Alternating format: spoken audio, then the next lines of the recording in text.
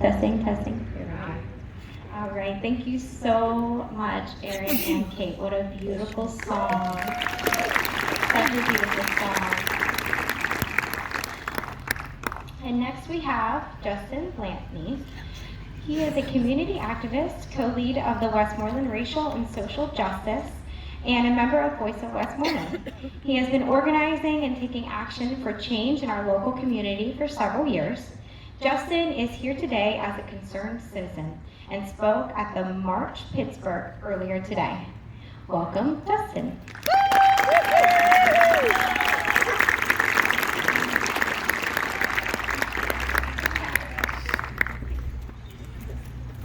Can you hear me? Yes.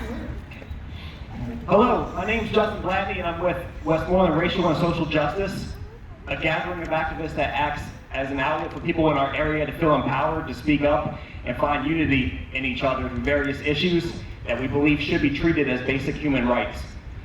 First, I want to thank all of you for supporting the Rally Against Gun Violence movement today and every day as this fight continues. This movement is in response to more than just any one underlying issue. We may fantasize that our problems are so easily solved by such action as banning weapons of war like assault rifles, which we should do, but unfortunately the underlying problem is systematic. To say guns are the whole issue would be disrespecting the more than 20 victims of the 2014 knife attack at nearby Franklin Regional High School, or the roughly 100 incidents of cars running into protesters who were responding to the murder of George Floyd. Banning assault rifles, improving background checks, requiring training and tests to own guns are all a great way to start the discussion, but it must be treated as only just the beginning. We must continue to push back on the organizations and narratives that redirect us from the underlying answers.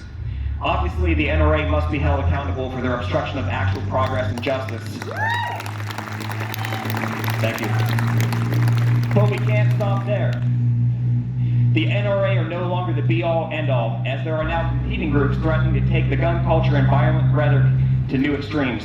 Additionally, the Supreme Court is looking to further relax gun laws, and many politicians who are supposed to be fighting for us aren't clear enough with their messaging, as they fear rocking their party's boat too much.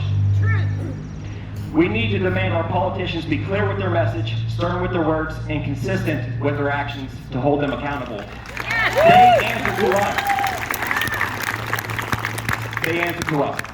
We need politicians who aren't afraid to upset traditionalists as they seek accountability no matter where injustice may lie.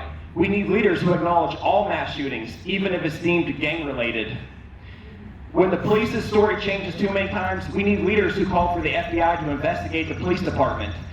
Prior to the DOJ announcing their intervention in Uvalde, Texas earlier this week, how many officials were actually calling for this beforehand?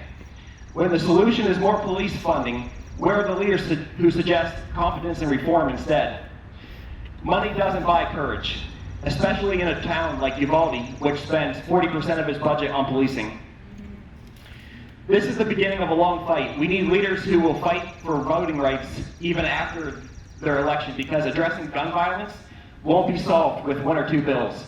The House of Representatives passed a bill this week raising the age limit of purchasing a semi-automatic rifle from 18 to 21. But the rational part of the human brain isn't even done developing until age 25. Yeah. Thank you.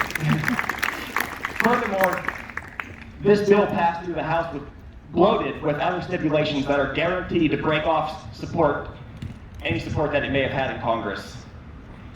These bills need to be voted on individually for any chance of success. Looking at long-term goals, we must not allow the narrative to take hold that public schools aren't worth saving or funding because they are unsafe.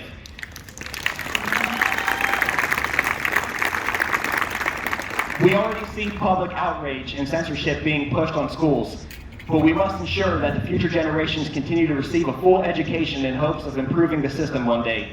If we allow fear and ignorance to raise another generation, we will unfortunately see more violence. Additionally, leaders must acknowledge the absurdity of the biased and illegitimate Supreme Court that will overturn any change Congress may make, no matter how little or symbolic it may be at most.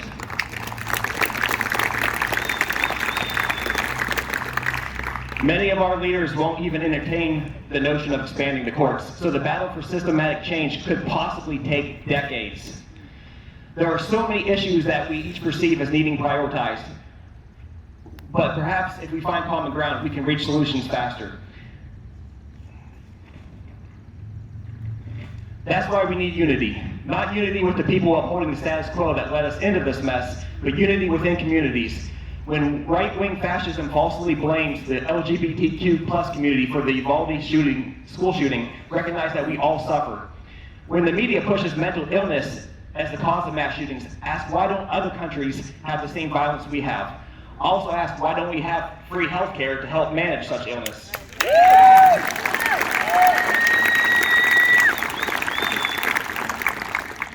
That mental health stigma hurts us all and our families. When people are pushed to the breaking point from unjust economic hardships, ask if we could have afforded more relief instead of more grief. When they point to a city or town that has enacted gun legislations but still has gun violence, point back at the surrounding towns that have not enacted such bans. As we saw in Buffalo, this violence isn't limited to any one region or community. The hate and blame will travel, and that's why we need to reach out to our neighbors to build an alliance, neighbors in both distance and identity. Thank you, and stop.